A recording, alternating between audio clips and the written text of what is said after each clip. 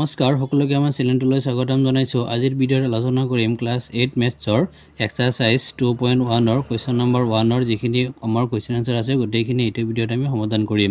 আৰু যিসকল আমাৰ চেনেলটো সাবস্ক্ৰাইব কৰা নাই সাবস্ক্ৰাইব কৰি ল'ব যাতে পৰৱৰ্তী ভিডিঅ' সোনকালে লাভ কৰিব পাৰে। মেহলেনিছ 2.1 কোৱেশ্চন নম্বৰ 1 আমাৰ দিছে তলত দিয়া সমীকৰণবোৰ সমাধান কৰা। সে ইয়াত আমাৰ কি কৈছে কিছুমান আমাৰ সমীকৰণ দি আছে কেইটা আমাৰ সমাধান কৰিব লাগে। তে সেই সমীকৰণবোৰ আমি সমাধান কৰাৰ আগতে আমি দুটামান বস্তু আমি জানি লম। যেনে ধৰা প্ৰথম এটা বস্তু আমি লিখিছো twice x কিউব। সে ইয়াত আমি চোৱা যে যেটো আমাৰ x আছে এই x টক আমাৰ চলক বুলি কয়। অৰ্থাৎ আমাৰ ইংৰাজী লেটাৰৰ এৰ পৰা আৰম্ভ কৰি z লৈকে যিমান আমাৰ লেটাৰ আছে এবোৰ এটা এটা চলক। যেনে ইয়াৰ আমাৰ এই যেটো আমাৰ x এটোক আমাৰ এটা চলক বুলি কোৱা হয়। এটো এটা হল চলক। আৰু x ৰ লগত যেটো সংখ্যা আমাৰ লাগি আছে এটো আমাৰ 2 লাগি আছে এটোক আমাৰ সহগ বুলি কয়। তো x ৰ সহগ বা চলকৰ সহগ এটোক সহগ বুলি কয়। যে এটো হল সহগ। আৰু x ৰ পিটি যেটো আছে এটো আমাৰ কিউব। অৰ্থাৎ ইয়াক আমাৰ কি বুলি কোৱা হয় সূচক বুলি কোৱা হয়। এটো হল আমাৰ সূচক। আৰু ইয়াৰ গোটেইখিনি মিলি এটা পদ বুলি কোৱা হয়। এটো ভালকে মনত ৰাখিবা যে ইংৰাজী লেটাৰৰ যিকোনো বৰ্ণক আমাৰ চলক বুলি কয়। আৰু x ৰ লগত যেটো সংখ্যা লাগি আছে ইয়াক সহগ বুলি কয়। আৰু x ৰ পিঠি যেটো হেটো সূচক বুলি কয়। আৰু গোটেইখিনি মিলি এটা পদ বুলি কোৱা হয়। তে আমাৰ আহিব সমীকৰণ। এটো সমীকৰণ কাক কয়? যেনে ধৰা ইয়াত আমাৰ কিমান দিছিল 4x + 5 = 21। সে ইয়াৰ আমাৰ কি থাকিব লাগিব এটা সমীকৰণ হওঁতে এটা চলক থাকিব লাগিব আৰু এটা সমান চিন থাকিব লাগিব। ইয়াত আমাৰ সমান চিন আছে আৰু ইংৰাজী লেটাৰৰ যিকোনো আমাৰ লেটাৰ থাকিলে হ'ল। বা ইয়াত আমাৰ a থাকিব পাৰে বা b থাকিব পাৰে বা x থাকিব পাৰে বা p থাকিব পাৰে যিকোনো এটা লেটাৰ থাকিব লাগিব আৰু সমান চিন থাকিলে তেওঁক সমীকৰণ বুলি কয়। হেতু মনত ৰাখিবা। তেছ আমি সমীকৰণখিনি আমি সমাধান যদি কৰো যে ইয়াত আমাৰ 4x + 5 = 21 দি আছে। হেতু আমি সমীকৰণ সমাধান যদি কৰো ইয়াত আমাৰ 4x = কিমান হ'ব 21। তে ইকুৱেল হিফাল আমাৰ এটো আমাৰ ইয়াত আমাৰ চলক নাই কাৰণে আমি এই চলকটো আমি ইকুৱেল হিফালে লিখিছো আৰু যেটো চলক নাই হেতু আনফালে আমি লৈ যাম। তে ইয়াত আমাৰ +5 হিফালে গলে কি হ'ব -5 পাবো। তেকে হিফালে হল আমাৰ 4x তে 21 ৰ পৰা 5 যদি বিয়োগ কৰো কিমান থাকিব 16। ফলে হল আমাৰ 4x আমাৰ x টো যেটো নিৰ্ণয় কৰিব লাগে আমি কি কৰিম হে আমাৰ x ৰ লগত 4 লাগি আছে এটোৰে ইয়াক আমি হৰণ দিম। তাই 16 বাই কিমান হ'ব 4। অৰ্থাৎ 4 16ত কেইবাৰ 4 বাৰ। অৰ্থাৎ x ৰ মান কিমান হ'ল 4। এটো আমাৰ সমাধান আমাৰ সমীকৰণটো সমাধান কৰিব লগিয়া আছে। দুইটা আমাৰ দিছে 17y - 3 = 48। ইয়াত আমাৰ 17y যে ইকুৱেল ইয়াত আমাৰ 48 আৰু ইকুৱেল হিফালে -3 হিফালে গলে কি হ'ব +3। 17y = 48 + 3 গলে কিমান হ'ব 51। তেকে ইয়াত আমাৰ এটো y ৰ মান লাব লাগে y লগত 17 লাগি আছে এটোৰে ইয়াক আমি হৰণ দিম। তাত y = 51/17। অৰ্থাৎ 17 51ত কেইবাৰ 3 বাৰ। অৰ্থাৎ y = কিমান হ'ল 3। সো তিনটো আমাৰ দিছে -8 + twice x = -4। তেছো ইয়াত আমি হে যেটো আমাৰ চলক লাগি আছে অৰ্থাৎ twice x যেটো আছে এটো আমি সমান চিনৰ এফালে আমি লিখিম। ইয়াত আমাৰ সমান চিনৰ হিফালে প্লাছত আছে আমি এটো সংখ্যা আমি লিখি দিম। তে আৰু আমাৰ চলক নাই এটা আমি সমান চিন দিম। তে সমান চিনৰ হিফালে -4 আছে আমি সেম সংখ্যা লিখিম। তে সমান চিনৰ হিফালে মাইনাস আমাৰ যেটো 8 আছে যেটো আমি সমান চিনৰ হিফালে লিখি আছো এটো কি হ'ব +8 হ'ব। তেকে ইয়াত আমাৰ twice x = তে প্লাছত 8 মাইনাছত 4। অৰ্থাৎ 8 ৰ পৰা যদি আমি 4 যদি বিয়োগ কৰো কিমান থাকিব আমাৰ 4 থাকিব। তেকে আমাৰ x অৰ্থাৎ x = 4/2। অৰ্থাৎ h2 4ত কেইবাৰ 2 বাৰ। তাই x ৰ মান কিমান আহিল 2। সাইটো আমাৰ দিয়া আছে 6x/7 = 42। যে ইয়াত আমাৰ হে 42 ত একো নাই মানে আমি 1 বুলি আমি ধৰি লম। তে এই 6x ৰ লগত 1 পূৰণ হ'ব আকৌ 7 ৰ লগত আমাৰ এই 42 পূৰণ হ'ব। তাৰ ইয়াত আমি এই 6x ৰ লগত 1 যদি পূৰণ কৰো আমি এই 6x আমি পাই যাম। কো আমি 7 ৰ লগত 42 যদি পূৰণ কৰো তে 7 ৰ লগত 2 পূৰণ কৰিলে কিমান হ'ব 14 ৰ 4 হাতত 1 থাকিল আৰু 7 4 গুণ 28 আৰু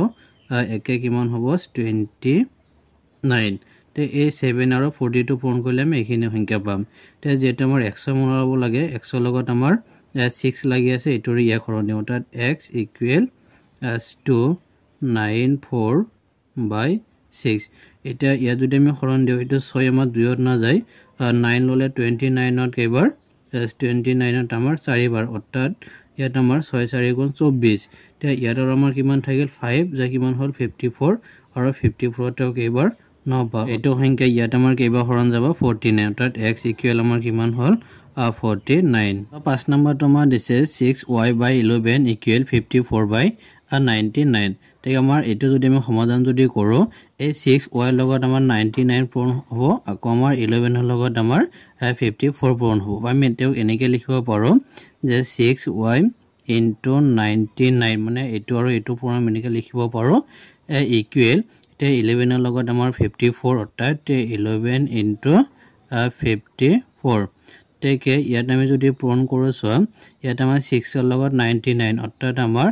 6 9 গুণ কিমান হ'ব 54 4 হাতত 54 4 হাতত আমাৰ 5 থাকিল আকৌ 6 9 গুণ 54 আৰু 5 আমাৰ কিমান হ'ব 59 তে y আছিল y অৰ্থাৎ আমাৰ এই 6 ৰ লগত আমি 99 যদি পূৰণ কৰো আমি কিমান পাম এইখিনি সংখ্যা পাম ইকুৱেল কো হিপলে যদি আমি পূৰণ কৰো সোৱা হিপলে হল আমাৰ 54 আৰু ইনটু কিমান আছিল আমাৰ ইনটু 11 তেকে আমাৰ 1 4 গুণ 4 1 5 গুণ 5 ইনটু 1 4 গুণ 4 1 5 গুণ 5 তেকে 4 9 পালে 5 আমাৰ কিমান হ'ব 594 তেকে y ওলাব লাগে y ইকুৱেল যেটা আমাৰ 594 বাই কিমান লাগি আছে 594 অৰ্থাৎ এই তলৰ সংখ্যাৰ ওপৰৰ সংখ্যা একে আছে অৰ্থাৎ এইটো সংখ্যা ইয়াত কেইবা হৰণ যাব এবাৰ অৰ্থাৎ y ইকুৱেল আমি কিমান পালো 1 তো সৈটো আমাৰ দিছে ইয়াত আমাৰ 3x = 180 + 6x অৰ্থাৎ ইয়াত আমাৰ এটা চলক আৰু হিফালে এটা চলক আছে আমি কি কৰিম দুটা চলক আমি একেলগ কৰি দিম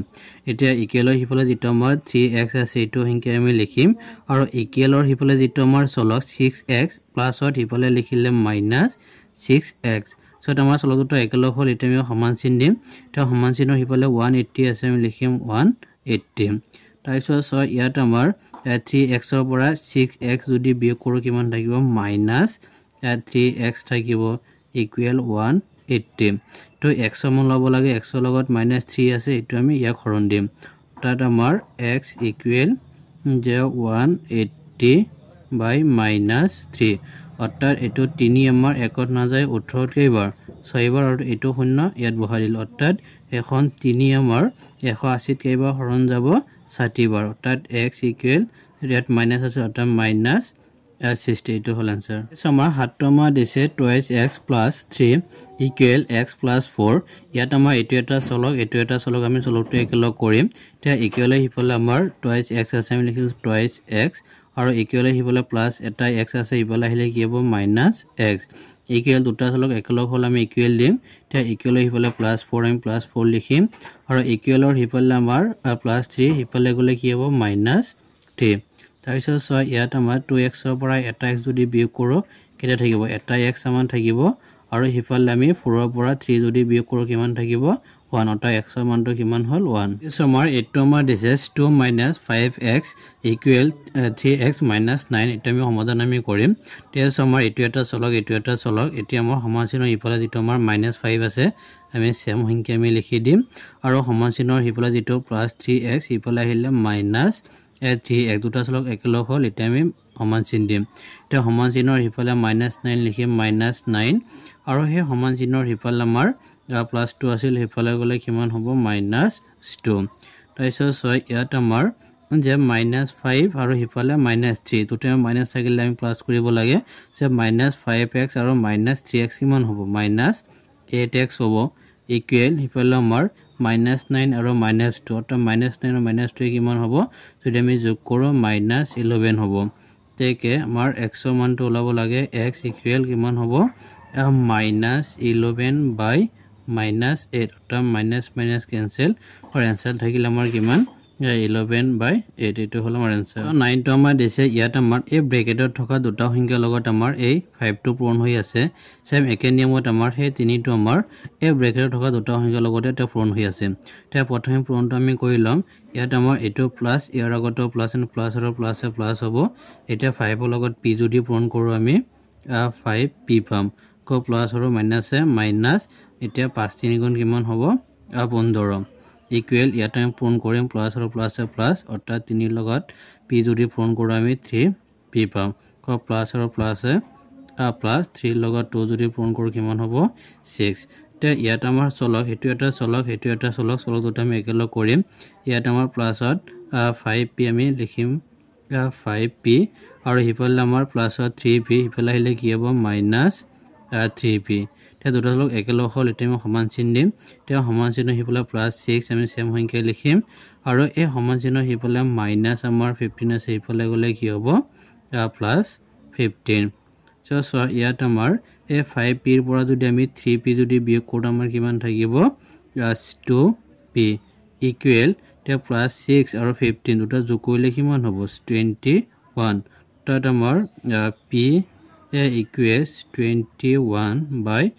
এইটো হল আমাৰ आंसर এসো আমাৰ জাস্ট আমাৰ দিছে 3/4y equal -9 এটা আমি সমাধান আমি কৰিম ইয়াত লগত আমাৰ একো নাই মানে আমি 1 এটা ধৰি লম প্ৰথমে এটো লগত এটো সংখ্যা পূৰণ হৈ আছে আকৌ এখনৰ লগত এটো সংখ্যা পূৰণ হৈ আছে তেসো আমি পূৰণ যদি কৰো